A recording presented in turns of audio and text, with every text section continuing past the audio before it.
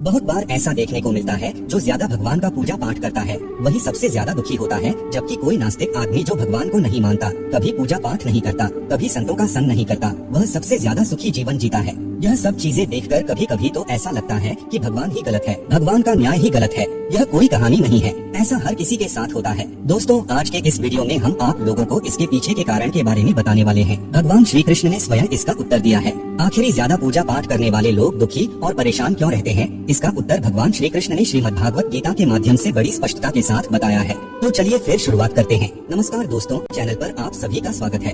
अगर आप भी भगवान श्री कृष्ण के भक्त हैं तो कमेंट में जय श्री कृष्णा जरूर लिखें।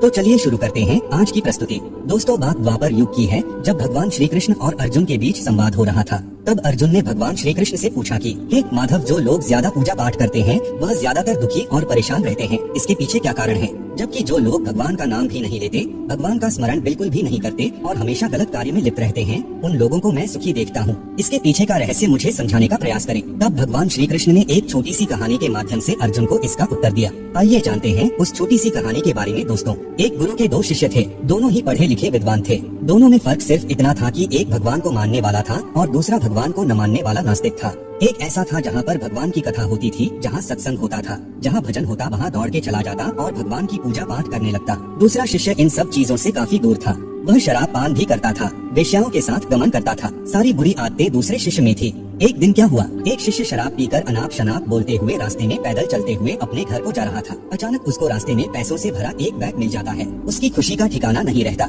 वह जोर जोर से चिल्लाते हुए सबको बताता है, मुझे आज पैसों से भरी बैग की थैली मिल गई, मेरा जीवन सफल हो गया, इन पैसों से अपने जीवन की आवश्यकताओं की पूर्ति करूंगा। वहीं दूसरा मित्र मंदिर से भजन करते हुए अपने घर को जा रहा था। अचानक उसकी पैर में एक बड़ी कांटे चुभ जाती है, रक्त निकलने लगता है। ठीक उसी समय दूसरा शिष्य भी वहीं पहुंचता है और हंसते हुए उसको बोलने लगता है, क्यों तुम ही हो ना जो सबसे ज्यादा पूजा पाठ करते हो, भगवान का भजन करते हो, क्या दिया तुम्हारे भगवान ने तुम्हें? मुझे देखो, मैं कभी मंदिर नहीं गया और न ही मैंने कोई भी काम अच्छा किया। मेरे घर में भगवान का मंदिर भी नहीं है। मैंने कभी अपने घर में सत्यनारायण का कथा नहीं कराया, भगवान के सामने कभी माथा नहीं टेका, फिर भी मैं कितना संपन्न हूँ, अमीर हूँ, मेरे पास पैसों की कोई कमी नहीं है, सबसे ज्यादा सुखी जीवन मैं ही जी रहा हूँ। अच्छे शिष्य को उसकी बात चुभने लगी। उसने मन ही मन विचार किया, हाँ यह तो सच बोल रहा है, मैं कितना पूजा करता हूँ और वह कुछ नहीं करता, फिर भी कितना सुखी है।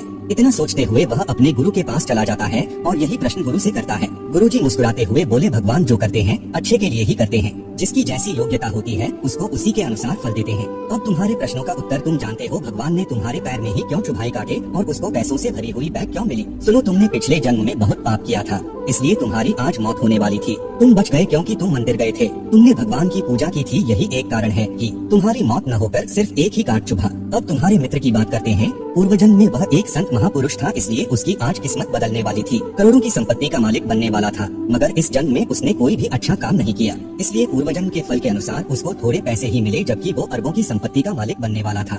भगवान को दोष देना छोड़ दो, अपने वर्तमान के समय का सदुपयोग करो, भविष्य अपने आप सुधर जाएगा।